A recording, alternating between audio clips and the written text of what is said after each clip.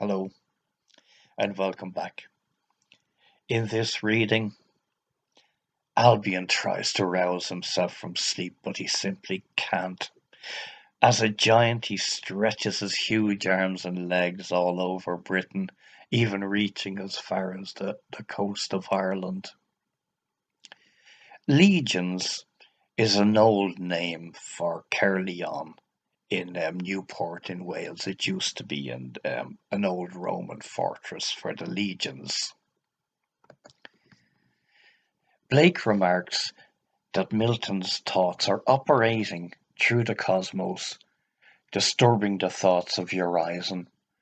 While on Earth, he appears at the cottage in Surrey. Satan is still furious, and Ollalon is terrified. She tells him that she knows what he's doing, putting himself at risk to save those from their errors in Ulro. Then she takes a jab at some prominent figures of the Enlightenment who mocked religious belief. She tells us how absurd it is for atheists to continue to promote the morals of false religion underneath their new mantle. Then she asks if her errors are the cause of all this, and she begins to cry bitterly. But how could she be to blame for all the errors of false religion throughout the ages? I think only as the personification of the female aspect of reality in the world, that yin that with the yang makes up the dual nature of reality. Ollalon as yin has erred, but so has everything Milton stands for as yang. So with that in mind, we do the reading. Then Albion rose up in the night of Beulah on his couch of dread repose, seen by the visionary eye. His face is towards the east, towards Jerusalem's gates. Groaning he sat above his rocks. London and Bath and Legions and Edinburgh are the four pillars of his throne. His left foot near London covers the shades of Tyburn. His instep from Windsor to Primrose Hill, stretching to Highgate and Holloway. London is between his knees, its basements fourfold. His right foot stretches to the sea on Dover cliffs, his heel on Canterbury's ruins. His right hand covers lofty Wales, his left Scotland. His bosom girt with gold involves York, Edinburgh, Durham and Carlisle, and on the front Bath, Oxford, Cambridge, Norwich. His right elbow leans on the rocks of Erin's land, Ireland, ancient nation. His head bends over London. He sees his embodied spectre trembling before him with exceeding great trembling and fear. He views Jerusalem and Babylon. His tears flow down. He moved his right foot to Cornwall, his left to the rocks of Bognor. He strove to rise to walk into the deep, but strength failing forbade, and down with dreadful groans he sunk upon his couch in moony Beulah. Lose his strong guard walks round beneath the moon. Urizen faints in terror, striving among the brooks of Arnon with Milton's spirit. As the ploughman or artificer or shepherd, while in the labours of his calling, sends his thoughts abroad to labour in the ocean or in the starry heaven, so Milton laboured in chasms of the mundane shell, though here before my cottage, midst the starry Severn, where the virgin Ollalon stood trembling in the porch.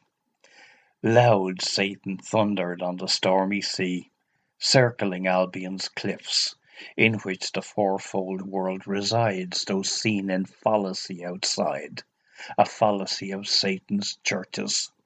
Before Ollalon, Milton stood and perceived the eternal form of that mild vision. Wondrous were their acts by me, unknown except remotely. And I heard Ollalon say to Milton, I see thee strive upon the brooks of Arnon. There a dread and awful man I see, o'ercovered with the mantle of years. I behold Los and Urizen, I behold Orc and Tharmas, the four Zoas of Albion, and thy spirit with them striving, in self-annihilation giving thy life to thy enemies. Are those who condemn religion and seek to annihilate it, becoming their feminine portions the causes and promoters of these religions? How is this thing, this Newtonian phantasm, this Voltaire and Rousseau, this Hume and Gibbon and Bolingbroke, this natural religion, this impossible absurdity? Is Olalam the cause of this? Oh, where shall I hide my face? These tears fall for the little ones, the children of Jerusalem, lest they be annihilated in thy annihilation. No sooner had she spoke, but Rahab Babylon appeared, eastward upon the paved work across Europe and Asia, glorious as the midday sun in Satan's bosom glowing, a female hidden in a male, religion hidden in war, named moral virtue, cruel twofold monster shining bright, a dragon red and hidden harlot which John in Patmos saw. And all beneath the nations innumerable of Ulro appeared, the 7 kingdoms of Canaan and 5 Baalim of Philistia, into 12 divided, called after the names of Israel, as they are in Eden, mountain, river, and plain, city and sandy desert, intermingled beyond mortal ken. But turning towards Olalan in terrible majesty, Milton replied, Obey thou the words of the inspired man. All that can be annihilated must be annihilated, that the children of Jerusalem may be saved from slavery. There is a negation and there is a contrary. The negation must be destroyed to redeem the contraries. The negation is the spectre, the reasoning power in man.